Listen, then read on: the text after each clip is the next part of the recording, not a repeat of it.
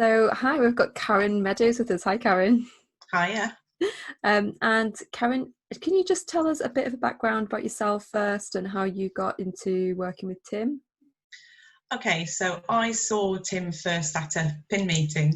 So he was presenting, and the things that I remembered were butterflies and cabbage whites, and blue lines, and they were really stuck in my head. And I saw him speak a couple of times, and I help at the Cheltenham PIN, so Cheltenham and Gloucester PIN as it is now, and he doesn't live that far from there, so it was quite nice. He used to come quite regularly, so I saw him other than speaking, and he kind of inspired me a little bit, because I've got one single let property, and we bought that because I don't have much of a pension. So like lots of other people, it's a sort of pension investment.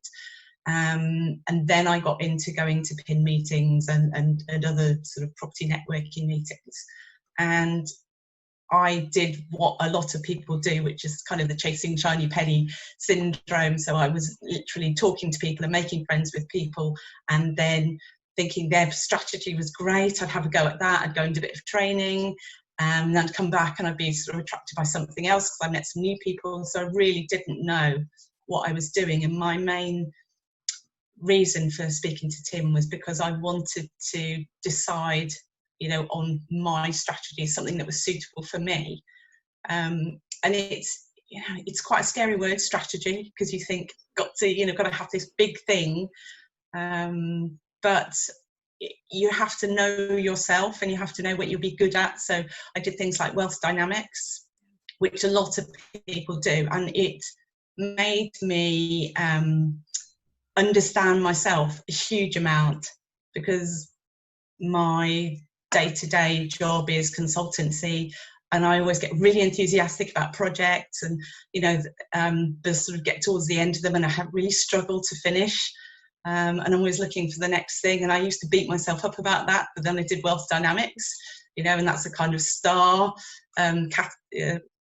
things that stars do, and that's where I was initially. And I have redone that recently, and so I'm now sort of moved down more towards the deal maker, which is connecting people, and I do that all the time. I'm always, I know somebody who can help you with that, or I can put you two together, and that makes me feel really good. Yeah, So and there's a that's lot of energy in that side of the equation, that creativeness, the connections, there's a lot of energy there. And it's very easy to kind of get distracted by all of those things. Yes. So having a mentor kind of brings that together in a more kind of purposeful way. And I definitely need that. I needed to be able to sort of be focused on something to do, and Tim gives you or gave me various actions, various things to do. And I find it takes me quite a long time to do things, because I like to do my research. So sort of we have weekly calls, and I was very much, I've started that but haven't quite finished, but I've also started that. So, and that's me, I'm sort of juggling balls of, several plates spinning at once, and I suddenly find that I end up with a whole pile of stuff that's finished, which is great. Yeah. But it takes quite a long time to get there, because I'm working on lots of different things. I'm not very focused. So I need somebody to kind of, I need someone to sort of make me think about what I'm doing a bit more. So when you've got tasks, it's much easier to do that. And why did you choose a mentor rather than just trying to kind of figure it out on your own? Again, it's focus, because there's so much information. You don't know what's important and what isn't important, or what order to look at things in, or when you need to know something. I would, if you go and research on the internet, there's so much, and there's so many different channels, and there's YouTube, and there's Twitter, and there's Facebook, and there's LinkedIn, and there's all these people producing all these documents and articles, and it's too much. Yeah. So you do have to really sort of shrink down to what you're looking at, and really focus on it. So it helps to have someone make sense of all of that information, because it's not a lack of information. That's not what we're no, there's lots there's so much stuff out there. You really got to focus, and there's so many books. You can read 50 books, and they'll all tell you something a little bit different. And I think you have to decide who you want, not follow necessarily, but whose path you want to go along, and kind of stick to that path, because everybody's the mentors and the greats and Simon and various other people have got slightly different sort of ethical perspectives and all of those sorts of things. So you find what fits you best. Well, that's it, isn't it? Everyone's got their own style and their own interpretation of that information and how they can guide you. So I suppose, what was it about Tim that that appealed to you in terms of a mentor? He's very calm.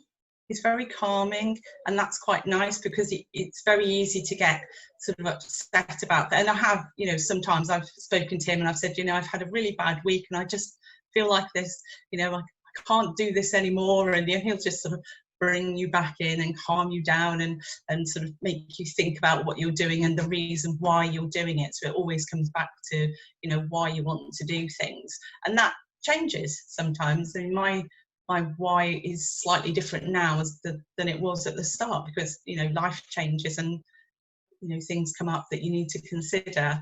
And that was good. So he was very good in that way.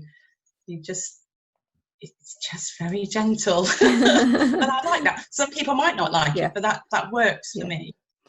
Oh, that's great to hear. And are there any projects you're working on at the moment, or are you just kind of, you said you're starting out and trying to figure everything out, make sense of it?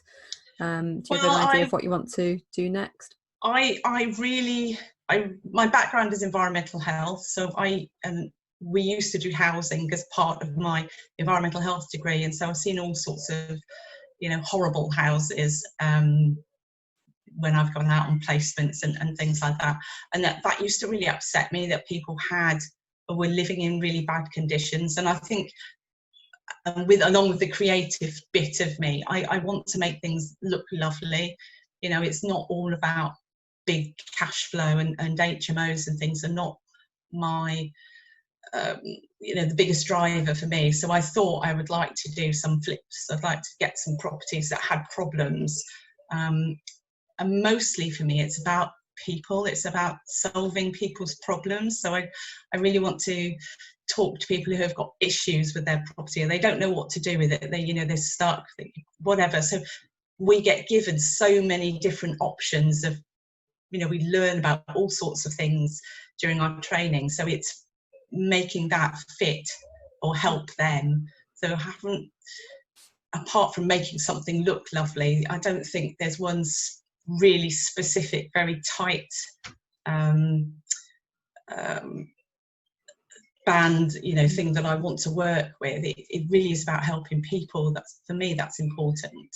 Absolutely. I'm just a people person, and then I'm not very figures orientated. That's all your lords and all the mechanics over the other side of the wealth dynamics. That's the byproduct that I need to work with.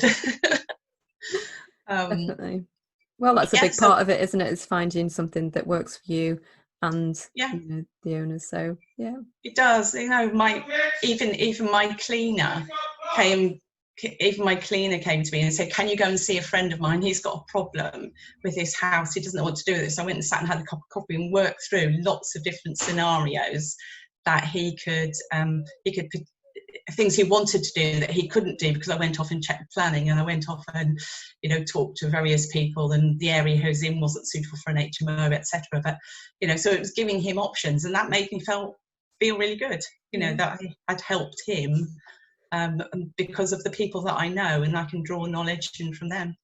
Brilliant. Well, it's great to hear that you've had the guidance and confidence with what comes with Tim's mentorship. So that's great to hear. So thank you very much for your time. And for anyone who is watching this, there's a link somewhere on the page. So click the link if you would like to find out more about working with Tim. Thanks, Karen. Thank you very much. Thank you for watching. Please subscribe to my channel and hit the bell to receive notifications. We look forward to seeing you again very soon.